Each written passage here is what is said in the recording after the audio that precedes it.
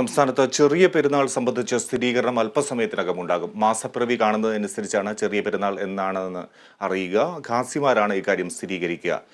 തെക്കൻ കേരളം, മധ്യകേരളം, വടക്കൻ കേരളം എന്നിവയുടെ വിവരങ്ങൾ നമുക്ക് അല്പസമയത്തിനകം അറിയാം. ആദ്യം നമ്മുടെ പ്രതിനിധി എബി തോമസ് എറണാകുളം സെൻട്രൽ ജുമാ മസ്ജിദിൽ നിന്ന് ചേരുന്നു. എബി, ചെറിയ പെരുന്നാളിനായി കാത്തിരിക്കുകയാണ്. ആ നിമിഷം എപ്പോഴാണ് വരിക എന്ന്, എങ്ങനെയാണ് ഇതിന് സ്ഥിരീകരണം ഉണ്ടാകുന്നത്? വിശ്വാസികൾ എങ്ങനെ കാത്തിരിക്കുന്നു?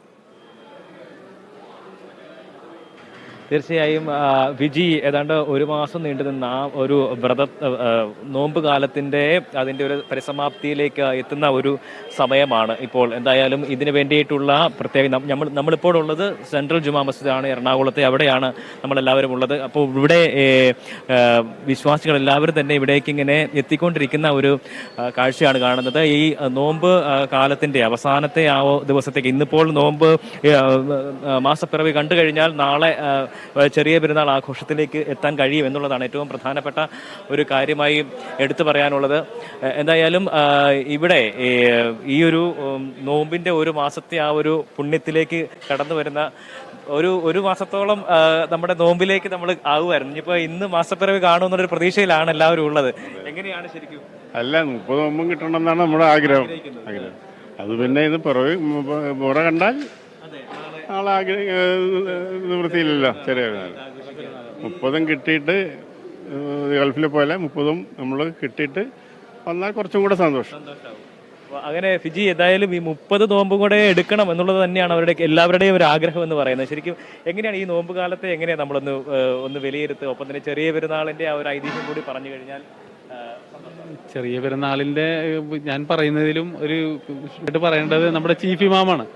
ഇമാം പറയുമ്പോഴാണ് അതിൻ്റെ എല്ലാ വശങ്ങളും കൂടി ക്ലിയർ ആവുള്ളൂ. പിന്നെ നോമ്പിനെ സംബന്ധിച്ചിടത്തോളം പറഞ്ഞു കഴിഞ്ഞാൽ ഇതൊരു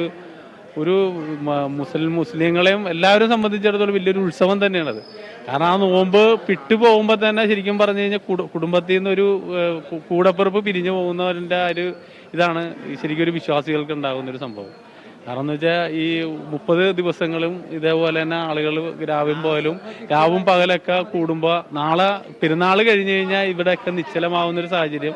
ആ പഴയതുപോലെ കുറച്ച് ആളുകൾ വരും. കൂടിച്ചേരലിന്റെ ഏറ്റവും പറഞ്ഞ ആ ഒരു കൂട്ടായ്മ അത് ഏറ്റവും കൂടുതൽ ഞങ്ങൾക്ക് നഷ്ടപ്പെട്ടുകൊണ്ടിരിക്കുന്നത്. ഇപ്പൊ ഞങ്ങള് മുൻകാലങ്ങളെ പ്രതീക്ഷിച്ച് ഈ പ്രാവശ്യം ജനറൽ ഹോസ്പിറ്റലിലേക്ക് അവിടുത്തെ രോഗികൾക്ക് കാരുണ്യ പ്രവർത്തനത്തിന്റെ ഭാഗമായി രോഗികൾക്ക് 20 വീൽ ചെയറും 5 സ്ട്രെച്ചറും വിതരണം ചെയ്ത് അത് ഇന്ന് കൊണ്ട് 2 ദിവസം മുമ്പ് മേയർ, മറ്റേ MLA, മറ്റുള്ള ആൾക്കാരൊക്കെ വന്നിട്ട് അത് നമ്മുടെ ചീഫ് ഇമാം അവർക്ക് ഹാൻഡ് ഓവർ ചെയ്ത് നേരെ അത് ഇന്ന് ഞങ്ങൾ കൊണ്ടുപോയി ഇന്ന് ഇവിടെ ഒരു പറ്റം എല്ലാവരും കൂടി കൊണ്ടുവന്ന് ജനറൽ ഹോസ്പിറ്റലിൽ കൊണ്ടുവന്ന് പ്രസിഡന്റ് നോമ്പിന്റെ നമ്മൾ 30 നോമ്പ് ലഭിക്കണം തന്നെയാണ് നമ്മൾ ആഗ്രഹിക്കുന്നത്. ഇന്നിപ്പോൾ മാസപ്പിറവി കാണുമോ എന്നുള്ളൊരു ആകാംക്ഷ തന്നെയാണ് എല്ലാവരും. നമ്മൾ ദൃശ്യമാണ് മാസപ്പിറവി ദൃശ്യത്തിന് നമ്മൾ നാളെ പെരുന്നാൾ ആഘോഷിക്കും. എങ്ങനെയായിരുന്നു ശരിക്കും ഒരു നോമ്പ് കാലത്തിന്റെ ഒരു സന്തോഷവും സ്നേഹവും ഒക്കെ? എല്ലാം വളരെ നല്ല രീതിയിലായിരുന്നു. മുൻകാലങ്ങളിലേക്കാൾ കൂടുതൽ ഇത്തവണ ഭയങ്കര സഹകരണമായിരുന്നു. നല്ല ആളുകളുണ്ടായി. നമ്മുടെ പള്ളിയിലൊക്കെ നല്ല ആളുകളൊക്കെ ഉണ്ടായിരുന്നു. നോമ്പുറയൊക്കെ ഉഷാറായിരുന്നു. പിന്നെ ലാസ്റ്റത്തെ 10 ദിവസം നമുക്ക് രാത്രി ഇത്തിക്കാഫ് ഉണ്ടായി, അതിന് ഭക്ഷണമൊക്കെ ഉണ്ടായി. അതിനെ കണ്ടമാനം ആളുകളുണ്ടായി. 27 നമ്മളൊക്കെ വന്ന് ഇങ്ങനെ കൂടുന്നവർ, നമുക്കും അത് ഭയങ്കര സന്തോഷമുള്ള ഒരു കാര്യം. ഈദ്ഗാഹിനെ സംബന്ധിച്ചിടത്തോളം ഈദ്ഗാഹിൽ 1000 പേരെ ഉള്ളൂ, അല്ലെങ്കിൽ ഇവിടെ 4000-4000-ഓളം പേര് കൊള്ളുന്ന ഒരു പള്ളിയാണ് ഇതുള്ളത്. അപ്പൊ ഈദ്ഗാഹിൽ കൊള്ളാവുന്നതിലും 3 ഇരട്ടി ആളുകൾ കൊള്ളുന്ന ഇതാണ്. അപ്പൊ ഇവിടെ നാളെ വരുമ്പോൾ അറിയാൻ പറ്റും ഇവിടുത്തെ ആളുകളുടെ ആ എല്ലാ മേഖലയിൽ നിന്ന് ആളുകൾ നാളെ എന്ന് പറയാൻ പറ്റൂല, പെരുന്നാളിന്റെ അന്ന് നമ്മുടെ ട്രഷറാണ്. ഇനിയിപ്പോൾ നമ്മുടെ ഈ പെരുന്നാളിന്റെ ഒരു സന്തോഷത്തിലേക്ക് നമ്മൾ വരുമ്പോൾ അതിന് എങ്ങനെയൊക്കെയാണ് പെരുന്നാളിന്റെ ആ സന്തോഷത്തിലേക്ക് നമ്മൾ? പെരുന്നാളിന്റെ സന്തോഷം എന്ന് വെച്ചപ്പോൾ നമ്മൾ ചീഫ് ഇമാം എല്ലാവരും കൂടിയായിട്ട് ഒരു കമ്മിറ്റി ഉണ്ട്. അപ്പോൾ അത് ഇന്ന് ഞങ്ങളുടെ ഈ പ്രയറിന് ശേഷം അതിനൊരു തീരുമാനം ഉണ്ടാവും. കാരണം എവിടെയെങ്കിലും കണ്ടിട്ടുണ്ടെങ്കിൽ അത് ഉറപ്പിച്ചു കഴിഞ്ഞിട്ടുണ്ടെങ്കിൽ പെരുന്നാളാണെന്ന് അറിഞ്ഞു കഴിഞ്ഞിട്ടുണ്ടെങ്കിൽ പിന്നെ അതോടനുബന്ധിച്ച് തക്ബീറുകൾ, പിന്നെ ഞങ്ങൾക്ക് ഫിത്ർ സക്കാത്ത് എന്ന് പറഞ്ഞൊരു നിർബന്ധ കാര്യമുണ്ട്. അത് ഈ ഞങ്ങളുടെ ഈ പിറവി കണ്ടതിന് ശേഷമാണ് അത് വിതരണം ചെയ്തത്. അത് നാളെ രാവിലെ ഞങ്ങളുടെ പെരുന്നാൾ നമസ്കാരത്തിന് മുമ്പായിട്ട് കൊടുത്തു തീർക്കണം എന്നുള്ളതാണ്. അപ്പോൾ അതിനുവേണ്ടിയും കാത്തിരിക്കുന്ന ഒരുപാട് ആളുകൾ. അറിയാൻ വയ്യാത്തതുകൊണ്ടാണ് എനിക്ക് ഈ സക്കാത്ത് അതെങ്ങനെയാണ് അതിൻ്റെ ഫിത്ർ സക്കാത്ത് എന്ന് വെച്ചിട്ടുണ്ടെങ്കിൽ നമ്മൾ ഈ അനുഷ്ഠിച്ച വൃദ്ധത്തിൽ എന്തെങ്കിലും പാകപ്പിഴകൾ ഉണ്ടെങ്കിൽ അത് പരിഹരിക്കുവാൻ വേണ്ടിയാണ് ഈ ഫിത്ർ സക്കാത്ത് എന്ന് പറയുന്നത്. അതായത് അതായത് ഓരോ സ്ഥലങ്ങളിലുള്ള പ്രാദേശികമായിട്ടുള്ള ഭക്ഷണങ്ങളാണ് എല്ലായിടത്തും കൊടുക്കുന്നത്. അപ്പം നമ്മുടെ നാട്ടിലെ സംബന്ധിച്ചും അരിയാണ് ഏറ്റവും വലിയ സാധനം. അപ്പോൾ അരി കൊടുക്കുന്നു, വേറെ സ്ഥലങ്ങളിൽ ചെല്ലുമ്പോൾ ഗോതമ്പ്, അങ്ങനെ പല സാധനങ്ങളായിട്ടാണ് അത് കൊടുക്കുന്നത്. അപ്പോൾ അത് ഈ നോമ്പിൽ വന്നിട്ടുള്ള ന്യൂനതകൾ മാറാൻ വേണ്ടിയുള്ളതാണ്. ഇതാണ് ഫിത്ർ സക്കാത്തിനെ കുറിച്ച് എനിക്ക് പറയാനുള്ളത്. ഞങ്ങളുടെ ചീഫ് നമ്മൾ ഇത്ര നേരം കാത്തിരുന്ന ഇമാം തന്നെ ഇവിടെയുണ്ട്. ഈ നമ്മൾ ചെറിയ പെരുന്നാളിൻ്റെ ആഘോഷത്തിലേക്ക് സന്തോഷത്തിലേക്കൊക്കെ വരികയാണ്. ഇപ്പോൾ 30 നോമ്പ് കൂടെ എടുക്കാൻ കഴിയണമെന്നൊക്കെ തന്നെ ആഗ്രഹിക്കുന്നു. പക്ഷേ ഇന്നിപ്പോൾ എങ്ങനെയാണ്, മാസപ്പിറവി കാണുമോ എന്ന് അറിയില്ല. അപ്പോൾ എങ്ങനെയാണ് നമ്മുടെ ചെറിയ പെരുന്നാളിൻ്റെ ഒരു സന്തോഷം, അതിൻ്റെ ഒരു ഐതിഹ്യമൊക്കെ ഒന്ന് പങ്കുവയ്ക്കുക? മുസ്ലിങ്ങളെ സംബന്ധിച്ചിടത്തോളം, ഇസ്ലാം മത വിശ്വാസികളെ സംബന്ധിച്ചിടത്തോളം 2 സന്തോഷ സുദിനങ്ങളാണ്. ഒന്ന് ചെറിയ പെരുന്നാൾ, അത് ഈദുൽ ഫിത്തർ എന്ന് പറയും. രണ്ടാമത്തേത് വലിയ പെരുന്നാൾ ഈദുൽ അദ്ഹ.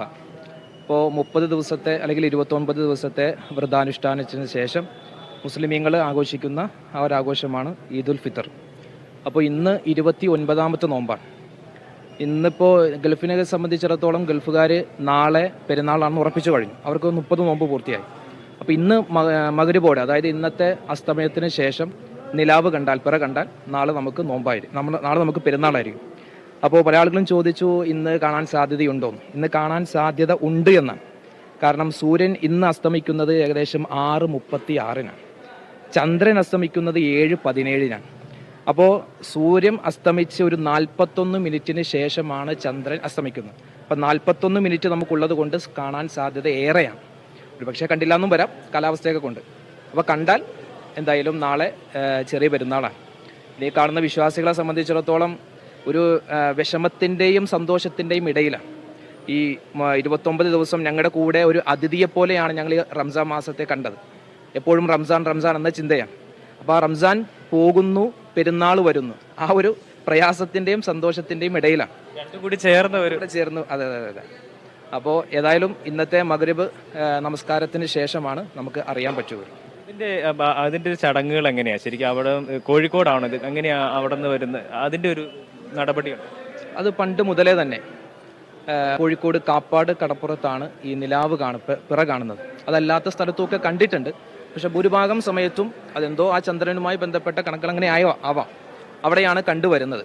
അപ്പോൾ നമ്മളെല്ലാവരും പ്രതീക്ഷയോടുകൂടി കാത്തിരിക്കുകയാണ്. അവിടുത്തെ ആളുകൾ നമുക്ക് വിവരം അറിയിക്കും. അപ്പോൾ കണ്ടാൽ നാളെ ചെറിയ പെരുന്നാളാണ്. എറണാകുളത്ത് ജില്ലയിൽ ഇത് ഇവിടെയാണ് ഇലാൽ കമ്മിറ്റിയുടെ ഹെഡാണിത്. ഇലാൽ കമ്മിറ്റിയുടെ ചെയർമാനാണ് ഇവിടുത്തെ ചീഫ് ഇമാം. ഇതിപ്പോൾ പ്രദേശത്തുള്ള എല്ലാ പള്ളികളിൽ നിന്നുള്ള എല്ലാവരും ഇവിടെ വന്നിട്ട് അവരെല്ലാവരും കൂടിയിട്ടാണ് കാര്യങ്ങൾ ആലോചിക്കുന്നത്. അതിൻ്റെ ചെയർമാനാണ് ഇവിടെ ഇമാം.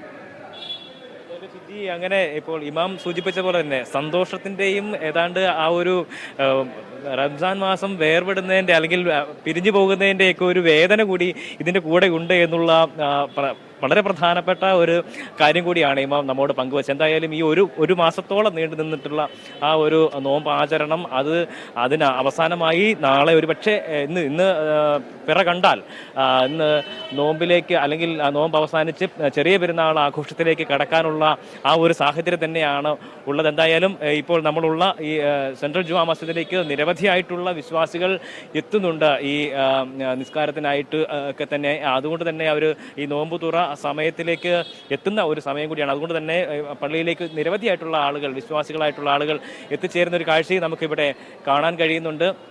അല്പസമയത്തിനകം തന്നെ ഈ നോമ്പുതുറ നിസ്കാരം ഉണ്ടാകും. അതിലേക്ക് വേണ്ടിയിട്ടുള്ള ആളുകളാണ് ഇവിടെ എത്തിക്കൊണ്ടിരിക്കുന്നത്. അപ്പോൾ ഫിജി, അത് തന്നെയാണ് നമുക്കിവിടെ കൊച്ചിയിൽ നിന്ന് ഉള്ള ഒരു വിവരം എന്ന് പറയുന്നത്. ഇപ്പോൾ സൂചിപ്പിച്ച പോലെ ഏറ്റവും പ്രധാനപ്പെട്ട ഒരു ഇടം കൂടിയാണ്. അതായത് മധ്യ കേരളത്തിൽ അല്ലെങ്കിൽ കൊച്ചിയിലെ പ്രധാനപ്പെട്ട ഒരു മസ്ജിദ് കൂടിയാണ് ഇവിടെ സെൻട്രൽ ജുമാ മസ്ജിദ് എന്ന് പറയുന്നത്. ബാക്കിയുള്ള ഇടങ്ങളിൽ നിന്നെല്ലാം പ്രധാനപ്പെട്ട ആളുകൾ ഇവിടെ വരുന്നു. അതിനുശേഷം അവർ ഈ ഒരു കാര്യത്തിൽ തീരുമാനം എടുക്കുന്നത് ഉൾപ്പെടെ ഇവിടെ നിന്നാണ് എന്നുള്ളതാണ് നമുക്ക് ഇവിടെ നിന്ന് ലഭ്യമാകുന്ന വിവരം. എന്തായാലും കോഴിക്കോട് കാപ്പാട് ആ ഒരു പിറ ദൃശ്യമായി കഴിഞ്ഞാൽ എനിക്ക് തോന്നുന്നു റിയാസ് കയ്യമാറൊക്കെ അവിടെ ഉണ്ട് എന്നാണ് മനസ്സിലാക്കാൻ കഴിയുന്നത്. എന്തായാലും അവിടെ പിറ ദൃശ്യമായി കഴിഞ്ഞാൽ ഇങ്ങനെ നമുക്ക് കാണാൻ കഴിയുന്നതായാലും നമുക്കിവിടെ ഒരു ചേട്ടനെടുത്തിട്ട് കുറച്ച് കാര്യങ്ങൾ ചോദിക്കാം. എങ്ങനെയുണ്ടായിരുന്നു ഈ ഒരു നോമ്പിന്റെ ഒരു മാസം? എങ്ങനെയായിരുന്നു കച്ചവടത്തിന്റെ കാര്യങ്ങൾ പറഞ്ഞാൽ? ആദ്യത്തിലൊക്കെ കുറച്ചുണ്ടായിരുന്നു, പിന്നെ മിഡിൽ സ്ലോ ആ. ലാസ്റ്റില് എൻ്റെ പ്രതീക്ഷിക്കുന്ന കച്ചവടം ഉണ്ടാവുമെന്ന് വിചാരിക്കുന്നു. ഈ നോമ്പ് സമയത്ത് എങ്ങനെയായിരുന്നു ഒരു ഇവിടെ ഇപ്പൊ നമ്മളോടൊപ്പം ഇങ്ങനെ പറഞ്ഞു വെച്ചാല് എല്ലാവരും അല്ല വളരെ സ്നേഹത്തോടെയും ഒരു ഒത്തൊരുമയും അങ്ങനെയൊക്കെ ഒരു കൂടിച്ചേരേണ്ട ഒരു സമയം, നല്ലതായിരുന്നു എല്ലാം. പ്രത്യേകിച്ച് കാലാവസ്ഥ ഭയങ്കര കാലാവസ്ഥയില് ചൂട് കൊണ്ട് ചിലർക്ക് ചിലപ്പോൾ പ്രഷർ ആവാറില്ല, സ്വാഭാവികം, മനുഷ്യ സഹജല്ലേ. അല്ലാത്ത സാധനത്ത് കോമണാ, ഒരു കുഴപ്പമില്ല, എല്ലാ ഒത്തൊരുമയായിരുന്നു, ഒരു പ്രശ്നം ഉണ്ടായിരുന്നില്ല. ഏറ്റവും സ്നേഹത്തോട് തന്നെ എല്ലാവരും അല്ലേ. അപ്പോ